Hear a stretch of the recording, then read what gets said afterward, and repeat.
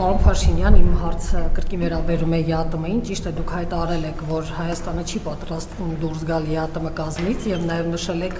որ նաեւ ժողովուրդն է որոշելու մնալ ԵԱՏՄ-ում թե գնալ Եվրամիություն, նաեւ վերջերս որոշ տվյալներ են հրապարակվել առևտրաշրջանառության հետ կապված ԵԱՏՄ-ի, ըստ որի եթե Հայաստանը որոշի դուրս գալ ԵԱՏՄ կազմից, ապա շուրջ 40% առևտրաշրջանառության անկում կլինի։ Հիմա նաև այս համատեքստում եթե հաշվի չառնենք նաև գազի թանկացման, գազի գնի թանկացման հետ կապված հայտարարությունները։ Հիմա հարցը հետևյալն է.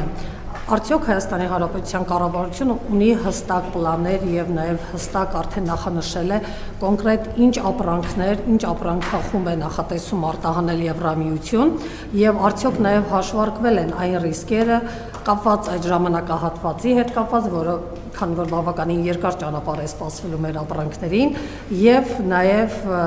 ինչ ռիսկեր են ընդհանրապես այստեղ նախատեսել եւ արդյոք գնահատական եղել է, կարող ենք մենք հաղթահարել այդ ռիսկերը։ Գիտեք, ձեր հարցի մեջ մի քանի անգամ եթե կար, եթե։ Յարոսլավ Հաշեկի հայտնի հերոս ասում է, եթե իմ մորաքույրը տղամարդ լիներ, ես նրան քեռի կասեի։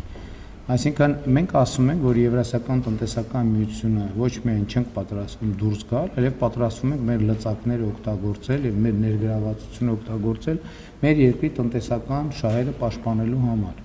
Ինչ վերաբերում է արտահանմանը եւ ներմուծմանը, այս դեպքում էլ մենք դիվերսիֆիկացնում ենք եւ դա նոր չի սկսել։ Եվ տարբեր ուղղություններով, եթե դուք տեսնեք մեր վիճակագրությանը հետևեք, կտեսնեք, որ մեր արտահանումները տարբեր ուղղություններով ընդհանուր կրկնապատկվել են։ Եվ նաև ես շատ ուրախ եմ, որ Ախալքալակ-Կարս երկաթուղին է բացվել Հայաստանի արտահանումների համար եւ նաև առաջիկայում բիզնես պատվիրակություններ են գնալու, հանդիպելու այդ երկաթգծի երկայնքով հնարավոր շուկաները ուսումնասիրելու, մենք արդեն միջազգային գործընկերներից ունենք այդ հրավերները, բացի այդ մենք ընդ որում Եվրասիական տնտեսական միության պոտենցիալը ամբողջությամբ օգտագործված չի։ Որովհետև եթե դուք տեսնեք Հայաստանի եւ Ղազախստանի առևտրաշրջանառությունը, սա շատ սահմանափակ է։ Եվ ի վերջո երկաթուղու բացմամբ Ադրբեջանի միջով Հայաստանի, Ղազախստանի, Հայաստանի եւ Ղրղըզստանի առևտրատնտեսական հարաբերությունները զարգացնելու մեծ պոտենցիալ է ձևավորվել։ Ուզում եմ հիշեցնեմ, որ երկաթուղին ըստ էության առաջին անգամ բացվեց, երբ որ մենք նաև Ղազախստանից հացահատիկ ներմուծելու գործարք կնքեցինք, իհարկե ռուսական հացահատիկը հանգամանքների բերումով ավելի շուտ եկավ, բայց նկատի ունեմ ԵԱՏՄ-ում մենք պոտենցիալ ենք տեսնում եւ ելի ասում եմ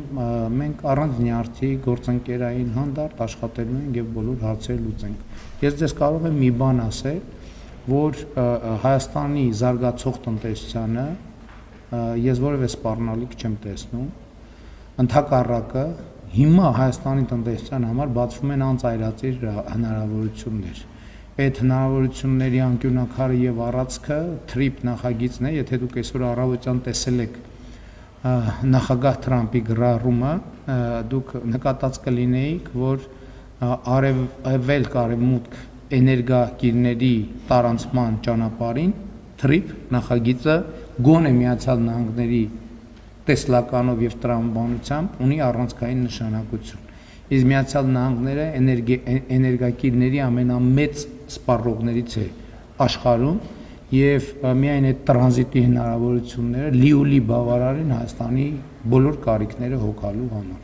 Էլ չեմ ասում, մենք համագործակցություն ունենք Իրանի Իսլամական Հանրապետության հետ եւ ուզում եմ ձեր ուշադրությունը հրավիրել, որ ի հեճուկս բոլոր դժվարությունների եւ խնդիրների